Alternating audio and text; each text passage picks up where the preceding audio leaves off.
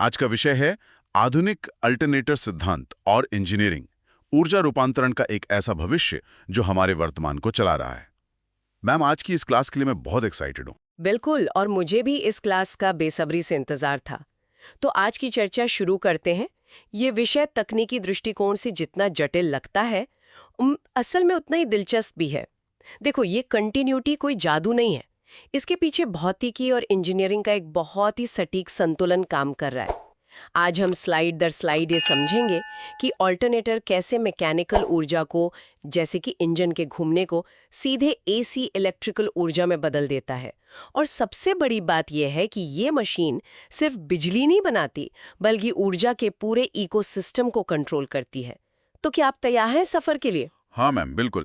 अगर इसे एकदम बुनियादी स्तर पर समझा जाए तो मतलब क्या हम कह सकते हैं कि ये सिंक्रोनस मोटर का बिल्कुल उल्टा रूप है, क्योंकि मोटर तो बिजली लेकर घूमती है और मैकेनिकल काम करती है, जबकि ये मशीन घूमकर बिजली पैदा कर रही है। ऑटोमोटिव सिस्टम्स में तो ये बैटरी चार्जिंग से लेकर पूरे ईसीयू यानी इलेक्ट्रॉनिक कंट्रोल यूनिट को पावर देने तक का सारा काम अकेली संभालती है ना। एकदम सटीक तुलना की आपने। हाँ, ये ठीक उसी सिद्धांत का विपरीत कार्य है। लेकिन इससे पहले कि हम इस मशीन के बाहरी ढांचे या डिज़ाइन को समझे, हमें उस मूल सिद्धांत को समझना होगा जो इसके काम करने का आधार है। तो हमारी पहली स्लाइड पर आते हैं। यहाँ हम मशीन की आत्मा के बारे में बात करेंगे, और वो आत्मा है फैराडे का विद्युत चुंबकीय प्रेरण नियम, यानी इलेक्ट्रोमैग्नेटिक इंडक्शन। जरा इमेजिन करो दोस्तों, अगर माइकल फैराडे ने 19वीं सदी में ये खोज नहीं की होती तो आज हमारे पास बिजली ही नहीं होती। फैराडे का नियम, मैम, ये वही सिद्धांत है ना जिसके अनुसार अगर एक चुंबकीय क्षेत्र के भीतर किसी तांबे के तार को घुमाया जाए तो उस तार में बिजली पैदा हो जाती है। लेकिन मैंने पढ़ा है कि आधुनिक अल्टरनेटर्स इसका एकदम उल्टा तरीका अपनाते हैं। मतलब वे रिवॉल्विंग फील्ड डिजाइन का इस्तेमाल करते हैं, यानी तार अपनी जगह स्थिर रहता है और चुंबक उसके चारों ओर घूमता है। ये थोड़ा अजीब लगता है।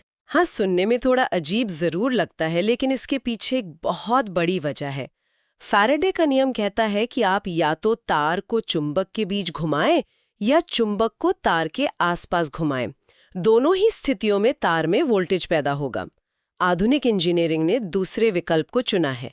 यहाँ कंडक्टर यानी हमारा तांबे का तार एक जगह स्थिर रहता है और एक शक्तिशाली चुंबकीय क्षेत्र उसके चारों ओर तेजी से घूमता है। समझ आया आपको? अगर इसे एक दृश्य के रूप में सोचें तो ये कुछ ऐसा है कि कोई धावक ट्रैक पर दौड़ने के बजाय अपनी जगह पर शांति से खड़ा रहे और पूरा का पूरा ट्रैक ही उसके चारों ओर तेजी से घूमने लगे। अरे वाह, ये तो बहुत ही अजीब इमेजिनेशन है। लेकिन मैम, ऐसा करने की भौतिक वजह क्या है? मतलब तार को घुमाने में क्या परेशानी आ रही थी? बहुत ही बढ़िया सवाल है ये।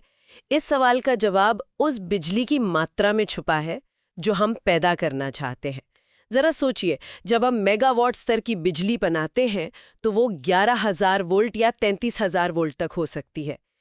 इतने उच्च वोल्टेज को पैदा करने वाले तारों को अगर हजारों आरपीएम की गति पर घुमाया जाए तो क्या होगा? मुझे लगता है उस घूमती हुई चीज से बिजली को बाहर निकालना लगभग असंभव हो जाएगा, क्योंकि स्पार्किंग होगी और शॉर्ट सर्किट का खतरा भी रहेगा। बिल्कुल सही।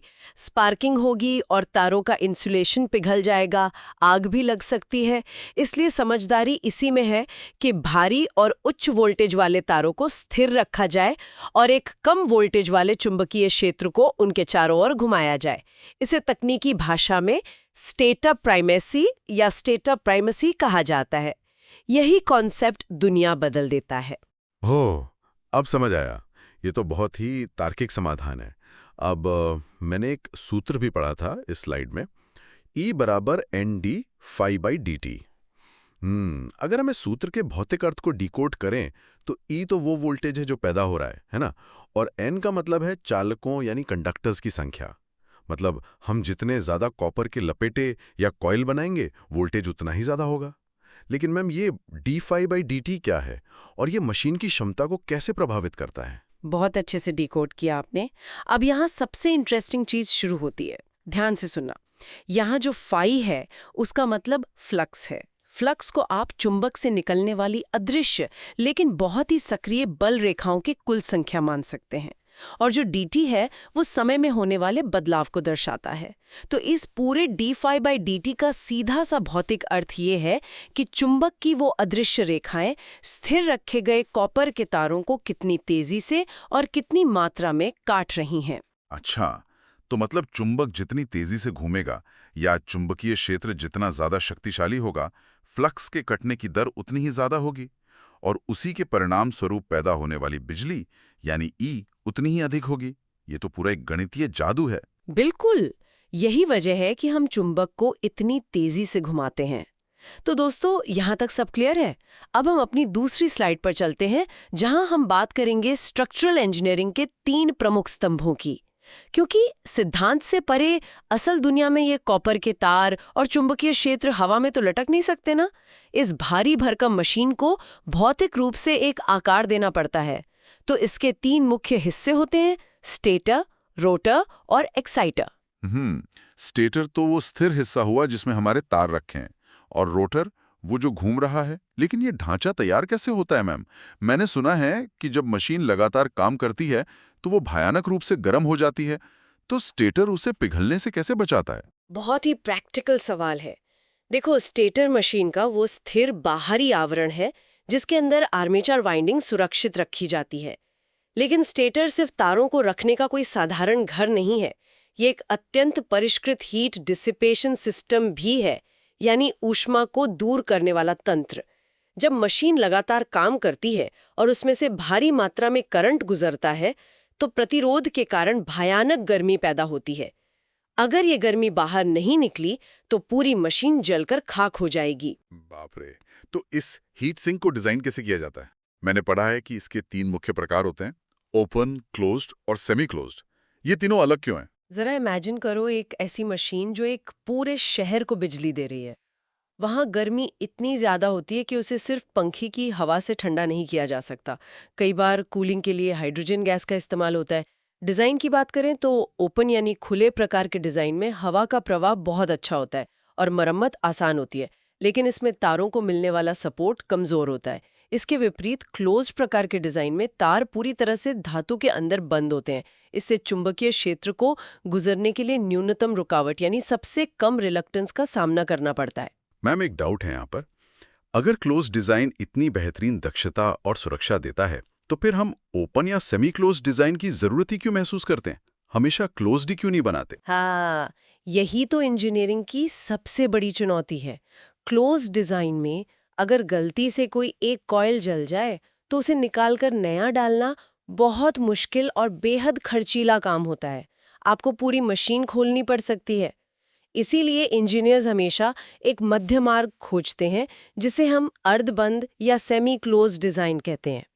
अच्छा, तो सेमी क्लोज दोनों का फायदा देता है। बिल्कुल, इसमें खांचे ऊपर से थोड़े संकरे और नीचे से चौड़े होते हैं। ये तारों को बाहर निकलने से भी रोकता है और हवा के प्रवाह के साथ साथ मरम्मत की सुविधा भी देता है। आज के समय में ये डिजाइन एक बहुत ही लोकप्रिय और परफेक्ट संतुलन बन चुका है। समझ गए ना? हाँ मैम, अब कॉन्सेप्ट एकदम क्लियर हो गया। तो ये तो हुआ पहला स्तंभ जो स्थिर है, हमारा स्टेटर। अब बात करते हैं दूसरे स्तंभ की, यानी रोटर। ये वो हिस्सा है जो तेजी से घूमता है और चुंबकीय क्षेत्र बनाता है। लेकिन रोटर भी एक तरह के नहीं होते, है ना? इनकी तकनीक में भी एक बहुत बड़ा विभाजन है, सेलिएंट पोल और स्मूथ सिलेंड्रिकल। ये दोनों भौतिक रूप से एक दूसरे से इतने अलग क्यों दिखते हैं? ये बहुत ही शानदार पॉइंट है। ये अंतर सीधे तौर पर उस चीज पर निर्भर करता है जो रोटर को घुमा रही है। सबसे पहले सेलिएंट पोल रोटर को देखो। इसकी बनावट काफी भारी होती है। इसका व्यास यानी डायमीटर बहुत अधिक होता है और लंबाई कम होती है। इसके ध्रुव या पोल्स पहिए के स्पोक्स की तरह बाहर की ओर निकले हुए होते हैं।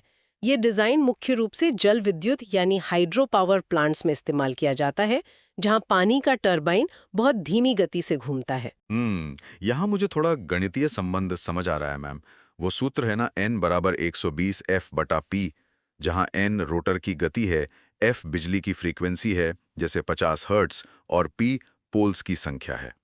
तो अगर टरबाइन धीमी गति से घूम रहा है लेकिन हमें 50 हर्ट्ज की फ्रीक्वेंसी लगातार बनाए रखनी है, तो गणित के हिसाब से हमें पोल्स की संख्या बढ़ानी ही होगी।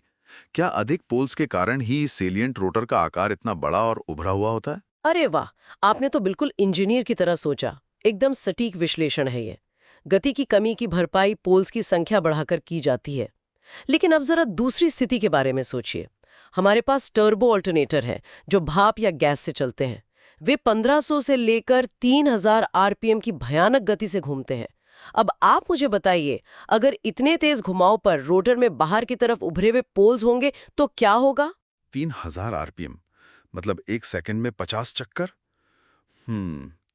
इस गति पर तो अपकेंद्रीय बल यानी सेंट्रीफ्यूगल फोर्स इतना भयंकर होगा कि धातु खिंचकर टूट जाएगी। अगर सेलिएंट रोटर को इतनी तेजी से घुमाया जाए तो वो सचमुच बॉम्ब की तरह फट सकता है मैम। बिल्कुल। और इसी तबाही को रोकने के लिए स्मूथ सिलिंड्रिकल रोटर का आविष्कार हुआ। इसका व्यास बहुत कम होता है लेकिन लंबाई अधिक होती है। ये बिल्कुल एक चिकने बेलन जैसा होता है जिसमें कोई हिस्सा बाहर नहीं निकला होता। और सबसे महत्वपूर्ण बात, इसे साधारण स्टैंडर्ड स्टील से नहीं बल्कि फोर्ज्ड स्टील यानी ठोस जालीदार स्टील से बनाया जाता है। ये स्टील अत्यधिक अपकेंद्रीय बल को बिना अपना आकार बदले सह सकता है। मतलब जैसी गति वैसा रोटर। बहुत इंटरेस्टिंग है ये। तो अब हमारे पास एक स्थिर ढांचा है स्टेटर के रूप में और एक तेज घूमने वाला मजबूत रोटर है। लेकिन मैम एक चीज अभी भी समझ नहीं आई, ये मशीन खुद ब खुद काम शुरू कैसे कर सकती है? मेरा मतलब है, रोटर तो केवल लोहे का एक भारी टुकड़ा है। जब तक उसे एक शक्तिशाली चुंबक में नहीं बदला जाएगा तब तक कोई फैराडे का नियम काम नहीं करेगा और बिजली भी नहीं बनेगी। तो इसे वो पहली स्पार्क या ऊर्जा कहाँ से मिलती है? और इसी सवाल के साथ हम अपनी तीसरी स्लाइड और संरचना के तीसरे सबसे महत्वपूर्ण स्तंभ की ओर बढ़ते हैं और वो है एक्साइटर और एक्साइटेशन की प्रक्रिया। एक्साइटेशन वह प्रक्रिया है जिसमें रोटर के तारों में बाहर से डीसी करंट भेजा जाता है। इस करंट के मिलते ही वह लोहे का टुकड़ा एक अत्यंत शक्तिशाली इलेक्ट्रोमैग्नेट में बदल जाता है। ये बाहरी ऊर्जा आमतौर पर 125 वोल्ट से 250 वोल्ट के बीच होती है। और ये ऊर्जा आती कहाँ से है? इसे एक्साइटर नामक एक छोटे जनरेटर द्वारा प्रदान किया जाता है जो अल्टरनेटर के शाफ्ट के साथ ही जुड़ा होता है, मतलब अल्टरनेटर के साथ ही घूमता है। अच्छा, तो इसका मतलब है कि ऑल्टरनेटर को बिजली बनाने के लिए भी शुरुआत में थोड़ी सी बिजली की जरूरत पड़ती है। अगर हम इस पूरी प्रक्रिया को एक वर्क फ्लो के रूप में देखें तो सबसे पहले मैकेनिकल इनपुट आता है, जैसे इंजन रोटर को घुमाता है। फिर एक्साइटेशन होता है जिससे रोटर चुंबक बन जाता है और उसके बाद एसी उत्पादन होता है जहां घूमता हुआ चुंबक स्टेटर के तारों में बिजली पैदा करता है। सही कहा ना मैंने? ऑटोमोटिव अल्टरनेटर यानी कार के अल्टरनेटर की बात करते हैं, क्योंकि ध्यान दो, अल्टरनेटर जो बिजली पैदा कर रहा है वो एसी यानी अल्टरनेटिंग करंट है। लेकिन क्या आप जानते हैं कि एक कार की बैटरी, उसके सेंसर्स और पूरा इलेक्ट्रॉनिक सिस्टम किस पर काम करता है? वो तो केवल डीसी यानी डायरेक्ट करंट पर ही काम कर सकते हैं। तो यहीं पर एक बहुत बड़ी गुत्थी सामने आती है मैम। अल्टरनेटर अपने सबसे बेहतरीन तरीके से एसी बना रहा है लेकिन कार के सिस्टम को डीसी चाहिए। तो क्या अल्टरनेटर गलत तरह की ऊर्जा उत्पन्न कर रहा है? इसे इस्तेमाल कैसे करते हैं फिर? नहीं, वो गलत ऊर्जा नहीं बना रहा, बल्कि वो अपने अंदर ही एक अनुवादक या ट्रांसलेटर को समेटे हुए हैं। वर्क फ्लो का चौथा चरण यही आता है, जिसे हम कहते हैं रेक्टिफिकेशन। रेक्टिफिकेशन का काम रेक्टिफायर ब्रिज करता है। अगर इसके काम करने के तरीके की बात करें तो इसमें डायोड्स का एक नेटवर्क होता है। एसी करंट की प्रकृति है कि वो 1 सेकंड में दर्जनों बार आगे और पीछे की दिशा में बहता है, लेकिन डायोड एक वन वे वाल्व की तरह काम करता है। वन वे वाल्व, ये उपमा बहुत स्पष्टता देती है। मतलब डायोड करंट को सिर्फ एक ही दिशा में जाने देता है। जब एसी करंट पीछे की दिशा में बहने की कोशिश करता है तो डायोड उस रास्ते को ब्लॉक कर देता है। इस तरह से जो करंट रेक्टिफायर ब्रिज से बाहर निकलता है वो सिर्फ एक ही दिशा में बहने वाला डीसी करंट बन जाता है और फिर कार की बैटरी उसे आसानी से इस्तेमाल कर सकती है। अरे वाह, मतलब कार के अंदर ही ये सारा कन्वर्जन हो रहा है। हाँ बिल्कुल। और इस रेक्टिफिकेशन के तुरंत बाद अंतिम चरण आता है रेगुलेशन, यानी वोल्टेज को स्थिर रखना। जरा इमेजिन करो, आप कार चला रहे हो, आपने अचानक से हेडलाइट्स चालू कर दी, फिर एयर कंडीशनर फुल कर दिया और साथ में गाना सुनने के लिए इंफरटेनमेंट सिस्टम भी चला दिया। हाँ, अब सिस्टम पर भारी लोड पड़ता है। हाँ, तो ऐसे में तो वोल्टेज ऊपर नीचे होगा ना? बिल्कुल। लोड बदलने पर वोल्टेज में बहुत तेज उछाल या भारी गिरावट आ सकती है। ये वोल्टेज स्पाइक्स इतने खतरनाक होते हैं कि ये कार के संवेदनशील माइक्रो प्रोसेसर्स को तुरंत जला सकते हैं। यहीं पर रेगुलेटर एक सुरक्षा गार्ड की तरह काम करता है। ये लगातार मॉनिटर करता है कि लोड क्या है और उसी के अनुसार एक्साइटर को निर्देश देता है कि रोटर का चुंबकीय क्षेत्र कम करना है या बढ़ाना है। ये तो सचमुच अपने आप में एक संपूर्ण पावर प्लांट है मैम। ये बिजली बनाता है, उसे इस्तेमाल करने लायक रूप में बदलता है और फिर उस बिजली को सिस्टम के जलने से बचाने के लिए नियंत्रित भी करता है। ये इंजीनियरिंग का एक ऐसा चमत्कार है जिसने रियल वर्ल्ड में खुद को बार बार साबित किया है। एकदम सही कहा आपने। ऑल्टरनेटर की ये शिष्टता कई पैमानों पर मापी जाती है। पता है, पुराने डीसी जनरेटर की सबसे बड़ी समस्या क्या थी? वे कम गति पर पर्याप्त बिजली नहीं बना पाते थे। लेकिन ऑल्टरनेटर का डिजाइन ऐसा है कि अगर कोई कार भारी ट्रैफिक में धीरे धीरे भी रेंग रही हो, तब भी ये उच्च दक्षता के साथ बैटरी को चार्ज करता रहता है। इसके अलावा इसमें ब्रशलेस डिजाइन का इस्तेमाल होता है, जिसका मतलब है कि इसमें घिसने वाले पुर्जे नहीं होते। इसलिए इसका रख रखाव या मेंटेनेंस लगभग शून्य होता है। लेकिन मैम, हर बेहतरीन तकनीक की अपनी कुछ सीमाएं और चुनौतियां भी तो होती हैं। अगर ये इतना ही कुशल है तो इसे असीमित क्षमता तक ले जाने से क्या रोक रहा है? क्या केवल हीट मैनेजमेंट यानी गर्मी का नियंत्रण ही वो एकमात्र दीवार है जिसे हम पार नहीं कर पा रहे हैं? हमने पहले बात की थी कि भारी मशीनों में गर्मी बहुत बड़ी समस्या है। हीट मैनेजमेंट यकीनन एक बहुत बड़ी चुनौती है। जब आप एक पावर प्लांट के विशाल ऑल्टरनेटर को देखते हैं, तो वो इतनी भयंकर गर्मी पैदा करता है कि उसके अंदर की हवा भी आग लगा सकती है। यही कारण है कि उच्च क्षमता वाले सिस्टम्स में कूलिंग के लिए हाइड्रोजन गैस का उपयोग किया जाता है। Hydrogen gas? लेकिन वो तो बहुत ज्वलनशील होती है ना? हाँ, होती है, लेकिन हाइड्रोजन का घनत्व हवा से बहुत कम होता है, इसलिए वो रोटर के तेज घूमने में कोई खास रुकावट नहीं डालती और उसकी ऊष्मा सोखने की क्षमता हवा से कई गुना ज्यादा होती है। ये खतरनाक लेकिन जरूरी समाधान है। लेकिन नहीं, हीट मैनेजमेंट इसकी एकमात्र चुनौती नहीं है। एक और बहुत बड़ी कमजोरी है इसमें, क्या आप गैस कर सकते हैं? अगर हीट नहीं है तो क्या इसके पुर्जों का टूटना है या फिर कुछ और?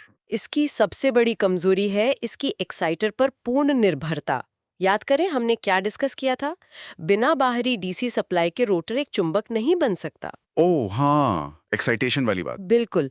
इसका मतलब है कि अगर किसी वजह से वो छोटा सा एक्साइटर फेल हो जाए या डीसी सप्लाई कट जाए, तो मुख्य टरबाइन चाहे 3000 आरपीएम पर ही क्यों ना घूम रहा हो, ऑल्टरनेटर 1 वॉट भी बिजली पैदा नहीं करेगा। पूरा का पूरा सिस्टम अचानक से ब्लैकआउट हो जाएगा। बड़े पावर ग्रिड्स की विफलता के कई मामलों में यही सबसे मुख्य कारण रहा है। इसे हम इसकी एकिलीज हील या सबसे बड़ी कमजोरी कह सकते हैं। बाप रे, ये तो एक बहुत ही गंभीर निर्भरता है। मतलब एक छोटा सा पुर्जा पूरे शहर की बिजली को रोक सकता है। फिर भी अगर देखा जाए तो इसकी खूबियां इसकी कमजोरियों पर बहुत भारी पड़ती हैं। आज कारों में हेडलाइट्स से लेकर हाइब्रिड मॉडल्स में रीजनरेटिव ब्रेकिंग तक, जहां ब्रेक लगाने की काइनेटिक ऊर्जा को वापस बैटरी में भेजा जाता है, ऑल्टरनेटर ही तो सबसे अहम भूमिका निभा रहा है। और केवल ऑटोमोटिव उद्योग ही क्यों, स्थिर ग्रिड पावर टर्बाइन जेनरेशन और आज के आधुनिक स्मार्ट ग्रिड इंफ्रास्ट्रक्चर का पूरा आधार ही ऑल्टरनेटर है। इसकी तकनीक स्थिर नहीं है दोस्तों, बल्कि ये लगातार विकसित हो रही है। अब हम अपनी आखिरी स्लाइड पर हैं, जहां हम भविष्य की बात करेंगे। अब हम स्मार्ट ऑल्टरनेटर के युग में प्रवेश कर चुके हैं। ये स्मार्ट ऑल्टरनेटर पारंपरिक मशीनों से कैसे अलग होते हैं मैम? क्या वे सिर्फ एक निश्चित आउटपुट देने के बजाय खुद अपने निर्णय ले सकते हैं? बिल्कुल सही पकड़े। पुराने ऑल्टरनेटर एक डंब या साधारण मशीन की तरह काम करते थे, जो बस एक तय दर से बिजली बनाते थे। लेकिन आज के स्मार्ट ऑल्टरनेटर सीधे कार के ECU यानी इंजन कंट्रोल यूनिट से बात करते हैं। वे इंजन के लोड और बैटरी की चार्जिंग स्थिति के अनुसार अपनी आउटपुट को मिली सेकेंड्स में एडजस्ट कर लेते हैं। अच्छा, मतलब वो स्थिति को भांप लेते हैं। हाँ, जैसे जब कार को ज्यादा पावर की जरूरत होती है, मान लीजिए आप ओवरटेक कर रहे हैं, तो वे तुरंत इंजन पर से अपना लोड कम कर लेते हैं ताकि इंजन को पूरी ताकत मिल सके। अरे वाह, इससे तो इंजन की दक्षता और ईंधन की बचत में भारी इजाफा होता होगा। इसके अलावा जो सामग्री इस्तेमाल हो रही है, जैसे फोर्ज्ड स्टील का हमने पहले जिक्र किया था, उसकी वजह से मशीनों की उम्र भी काफी बढ़ गई है। आज एक अच्छे ऑल्टरनेटर का लाइफ साइकिल 20 से 30 वर्ष तक आसानी से चला जाता है ना? और अगर हम रिन्यूएबल एनर्जी की बात करें तो पवन चक्कियों के विशाल पंखों के पीछे जो असली जादू हो रहा है, वो एक उच्च क्षमता वाला ऑल्टरनेटर ही तो है। एकदम सही कहा आपने। रिन्यूएबल एनर्जी का पूरा भविष्य ऑल्टरनेटर की क्षमता पर ही निर्भर है। अगर हम आज की इस पूरी क्लास के तकनीकी सार को समेटें तो दोस्तों आज की इंजीनियरिंग का स्वर्ण मानक या गोल्ड स्टैंडर्ड कुछ बुनियादी सिद्धांतों पर टिका है। सबसे पहले रोटर की बनावट और उसकी ज्यामिति ही ये तय करती है कि मशीन सुरक्षित रूप से कितनी गति पर काम कर सकती है। और दूसरा सिद्धांत है मैकेनिकल ऊर्जा के इनपुट से लेकर रेक्टिफायर ब्रिज तक का निर्बाध प्रवाह। यही सफल बिजली उत्पादन का आधार है। उच्च गति और भारी क्षमता वाले आधुनिक सिस्टम्स के लिए ठोस फोर्स्ड स्टील से बना रोटर और क्लोज्ड या सेमी क्लोज्ड स्लॉट वाला स्टेटर डिजाइन ही आज का वो मानक है जिस पर पूरी दुनिया का पावर ग्रिड भरोसा करता है। मैं आपकी इस बात से पूरी तरह सहमत हूँ। आज आपने जो सीखा है वो ये साबित करता है कि ये मशीन न केवल हमारे वर्तमान को चला रही है बल्कि ऊर्जा के भविष्य को भी दिशा दे रही है। ज्ञान तभी पावरफुल बनता है जब आप उसे गहराई से समझते हैं। ये वाकई सोचने वाली बात है। फैराडे के एक साधारण से नियम से लेकर कार की बैटरी को सुरक्षित रखने वाले डायोड्स और स्मार्ट सिस्टम्स तक इस मशीन का सफर बहुत ही असाधारण रहा है। लेकिन तकनीक कभी एक जगह रुकती नहीं है मैम। अगर आज के स्मार्ट ऑल्टरनेटर लोड के अनुसार खुद को बदल सकते हैं और सेंसर्स के जरिए इंजन से बात कर सकते हैं, तो जरा सोचिए भविष्य में जब ये पूरी तरह से आर्टिफिशियल इंटेलिजेंस से जुड़ जाएंगे तो क्या होगा। ये बहुत ही गहरा सवाल है। क्या ये मशीनें ग्रिड या कार की ऊर्जा जरूरतों का अनुमान उन जरूरतों के पैदा होने से पहले ही लगा लेंगी? क्या वे खुद ये तय करेंगी कि किस मौसम में, किस सड़क पर और किस समय कितनी बिजली बनानी है? ऊर्जा रूपांतरण का ये सफर अभी तो बस शुरू ही हुआ है। तो दोस्तों आज की क्लास में बस इतना ही। इस गहरे तकनीकी विश्लेषण में हमारे साथ जुड़ने के लिए बहुत बहुत धन्यवाद। बिल्कुल। कीप लर्निंग दोस्तों, सीखते रहिए और नई चीजों को जानने की ये भूख हमेशा बनाए रखिए। मिलेंगे अगले डीप डाइव में।